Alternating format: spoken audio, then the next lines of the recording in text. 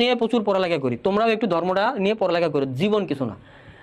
হাতের 5টা আঙ্গুল, কালকে তো শুক্রবার, এই কথাটা বলি, হাতের 4টে আঙ্গুল মনে করো, এই 4টে আঙ্গুলের একটা ইসলাম, একটা খ্রিস্টান, একটা বৌদ্ধ, একটা হিন্দু ধরো। অনেক মুসলমান তুড়ি মাইরে হিন্দুরে উড়ায় দেয়, হিন্দু ধর্মরে যে মূর্তি পূজা করে। ধর কথা আছে এনে, অনেক বড় বড় কথা আছে, ওদেরও পণ্ডিত আছে, ওরা অনেক কিছু জানে, কথা আছে। একবারে তুড়ি মেরে যে ফেলাই দেয়, মনে করবো ও একটা বোকা। ঠিক আছে, ও একটা বোকা। ও যদি এতই বুঝাতে পারতো, তা ওই ওই হিন্দু পণ্ডিতরে বুঝা কোনো ধর্ম নিয়ে কেউ ছোট করবে না, কোনো ধর্ম নিয়ে কেউ ছোট করবে না, অন্ধবিশ্বাস রাখবে না। তুমি মুসলমান দেই তুমি আরেকজন হিন্দুরে বুঝাতে পারো কিনা তোমারটা সেরা, তুমি কিসের মুসলমান হইলে? কিসের মুসলমান হলে? তুমি হিন্দু, তুমি তোমার ধর্ম সম্পর্কে ভালো জ্ঞান নিয়ে তুমি আমার দেখি বুঝাও দি। তুমি খ্রিস্টান, তুমি বুঝাও দি। যেহেতু তুমি মুসলমান, তোমার এই বুঝানোর ক্ষমতাটা রাখা উচিত যে কেন ইসলাম ধর্ম সত্য। এটা নিয়ে তার মানে একটু পড়ালেখা করো, দুনিয়া কিছু না। আমি তো ক্লাস নিয়ে অবস্থায় মারা যেতে পারি, তুমি ক্লাস করতেছো, তুমি তো একটু পরেই মারা যেতে পারো। দুনিয়া কিছু না বাবা, পরকালই সব। দুনিয়াটা কিচ্ছু না, একটু চিন্তা করো, দুনিয়াটা কিচ্ছু না, কিছু না। মানে পরকাল অসীম অসীম অসীম, কোটি কোটি কোটি কোটি লক্ষ কোটি বছর। যদি তোমার দোজক হয়ে যায়, যদি তোমার দোজক হয়ে যায় কোনো একটা পাপের কারণে, কোনো একটা কথার কারণে দোজক হয়ে যায়, চিন্তা করো। পরকালই সব, পরকালই সব। ঠিক আছে, পরকালই সব।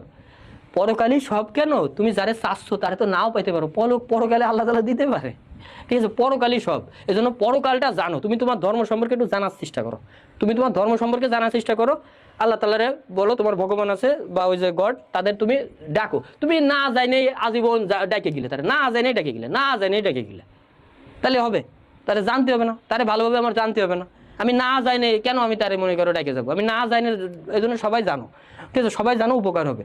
ঠিক আছে, সবাই জানো, উপকার হবে। এখন এইখানে একটা কথা আছে, ঠিক আছে, এইখানে আমার একটা হিন্দু স্টুডেন্ট মানে একদিন পড়ানোর ভিতরে বলছিল, আমি যখন ধর্ম নিয়ে আলোচনা করছিলাম, স্যার আমি আপনার নাম জানি না, ধরেন আমি আপনার নাম জানি না, আমি আপনার রিং দিলাম, রিং দিয়ে বললাম ওরে রহিম স্যার, ওরে রহিম স্যার আপনি একটু আমার সাথে কথা বলবেন। আপনি নাকি খুব বিরক্ত হয়ে গেলেন, আপনার নাম তো শুভ স্যার। আমি বললাম যে না না, আমি বললামই না, মুড নিলাম। পরের দিন আমি আবার বললাম ওরে জলিল স্যার আমার সাথে কি কথা বলবেন, ওরে জলিল স্যার আমি খুব বিপদে পড়েছি আমার সাথে কি কথা বলবেন। তখন আমি না না, আমি তো জলিল স্যার না, আমি তো শুভ স্যার। ঠিক আছে, কিন্তু আমি এইভাবে বলেই যাচ্ছি আমি আপনার নামটা জানি না, আমি আপনারা ডাকতেছি। হে আমার মানে ভগবান বলো, আল্লাহ বলো, আমি ডাকেই যাচ্ছি। আল্লাহ তাআলা কি একদিন সারা দেবে না আমার ডাকে? আমি না তার নামটাই জানলাম না। এখন তুমি কি চেষ্টা করেছো তার নামটা জানার? সে তো রাগে যাবেই, কারণ তুমি তার নামই জানো না। সে একটা নাম বলিছে, এই নামে আমারে ডাক, তুমি তার নামই জানো না, তুমি অন্য নামে ডাকো, এটা কি হলো?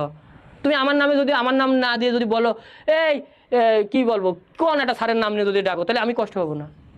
আমি কষ্ট পাবো না? এই জন্য তার নামটা কি, তার পরিচয়টা কি, তার বৈশিষ্ট্যটা কি, একটু জানার চেষ্টা করো। সবাই জানার চেষ্টা করো। ঠিক আছে, সব ধর্মের জানার চেষ্টা করো।